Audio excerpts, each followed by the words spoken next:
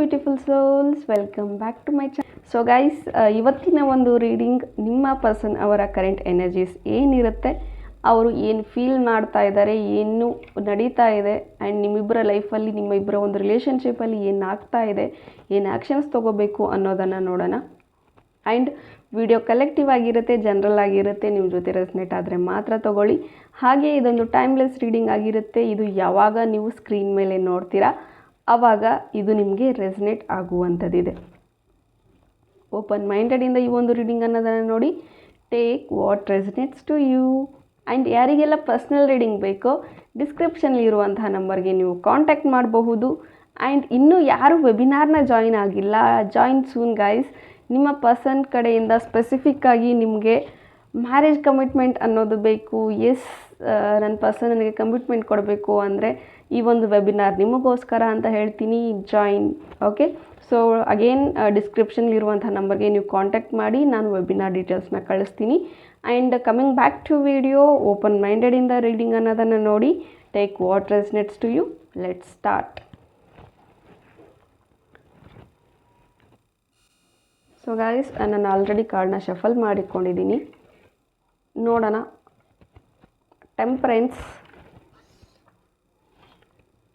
Eight of swords, okay, six of wands, 10 of Pentacles, okay, the Fool card, the Devil and the Moon.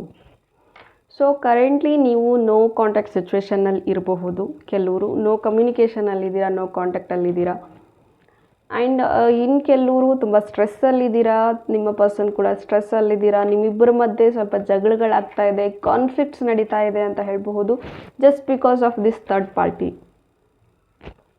ಮುಂಚೆ ಎಲ್ಲ ನಿಮ್ಮ ಒಂದು relationship ಚೆನ್ನಾಗಿತ್ತು and family ಕಡೆಯಿಂದನೂ supportive ಆಗಿತ್ತು ಈ ಒಂದು ರಿಲೇಷನ್ಶಿಪ್ಗೆ.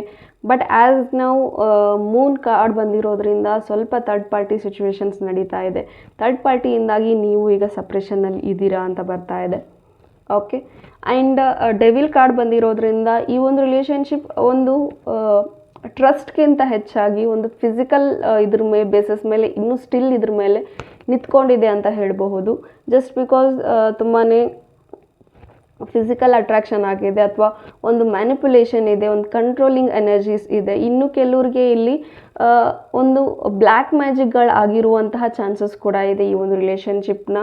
ಬಿಕಾಸ್ ನೀವು ದೂರ ಆಗಲಿ ಅನ್ನೋ ಕಾರಣಕ್ಕೋಸ್ಕರ ಆ ಒಂದು ಥರ್ಡ್ ಪಾರ್ಟಿ ಏನಿದೆ ಅವರು ಸಹ ನಿಮಗೆ ಒಂದು ಬ್ಲ್ಯಾಕ್ ಮ್ಯಾಜಿಕ್ ಥರ ಈ ಥರ ಮಾಡ್ತಾ ಇದ್ದಾರೆ ಅಂತ ಹೇಳಬಹುದು. ಬಟ್ ನೀವು ತುಂಬ ಪ್ರೊಟೆಕ್ಟೆಡ್ ಇದ್ದೀರಾ ಅಂತ ಹೇಳಬಹುದು, ಹೆದರ್ಕೊಳ್ಳುವಂಥದ್ದು ಏನೂ ಇಲ್ಲ. ಯಾರು ಎಷ್ಟೇ ಮ್ಯಾನಿಪುಲೇಟ್ ಮಾಡಿದ್ರೂ ಸಹ ನೀವು ಸ್ಟ್ರಾಂಗಾಗಿ ತೊಗೊಳ್ತಾ ಇದ್ದೀರಾ ಅದನ್ನು.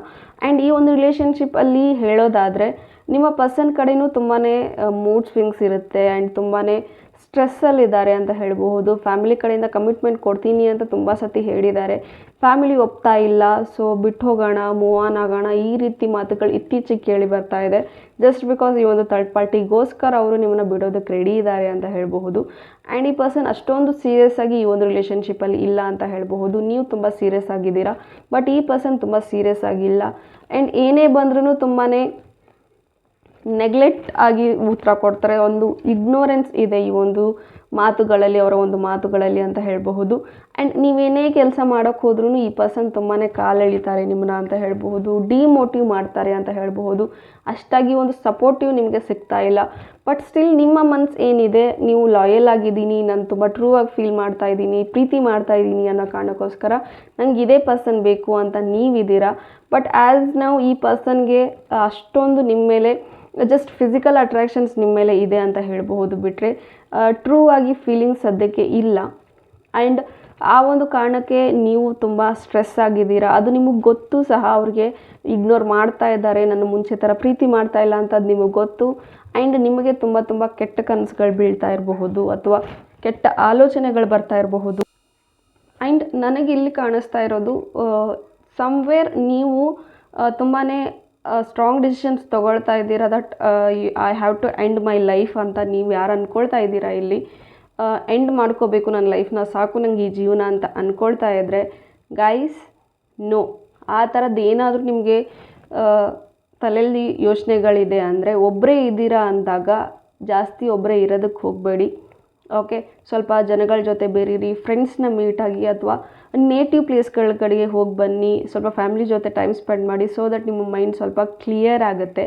ಟೆಂಪ್ರೆನ್ಸ್ ಕಾರ್ಡ್ ಬಂದಿದೆ, ಯೂನಿವರ್ಸ್ ನಿಮ್ಮ ಜೊತೆ ಇರ್ತಾರೆ, ಏಂಜಲ್ಸ್ ನಿಮ್ಮ ಜೊತೆ ಇರ್ತಾರೆ.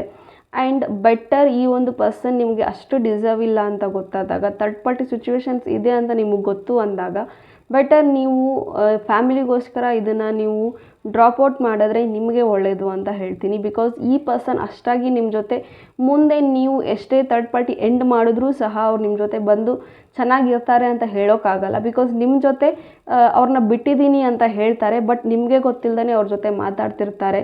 ಆ್ಯಂಡ್ ಅಗೇನ್ ಮತ್ತೆ ಅವ್ರು ನಿಮಗೆ ಚೀಟ್ ಮಾಡುವಂಥ ಚಾನ್ಸಸ್ ಇದೆ. So as per the cards, ಆ ಪರ್ಸನ್ ಸ್ವಲ್ಪ ಚೇಂಜ್ ಆಗಿ ನಿಮ್ಮ ಹತ್ರ ಬರಬಹುದು, ಬಟ್ ಸ್ಲೋ ಮೂಮೆಂಟ್ ಇದೆ.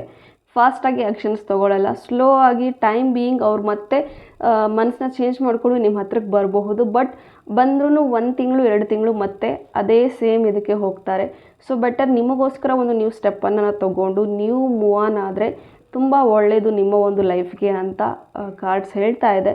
ಸೊ ಆ್ಯಂಡ್ ಯಾರು ನೆಗೆಟಿವ್ ಆಗಿ ತುಂಬ ಥಾಟ್ಸ್ ಬರ್ತಾ ಇದೆ ಅಥವಾ ಎಂಡ್ ಅಪ್ ಮಾಡ್ಕೋಬೇಕು ಲೈಫ್ನ ಅಂತಂದರೆ, no guys, don't think like that.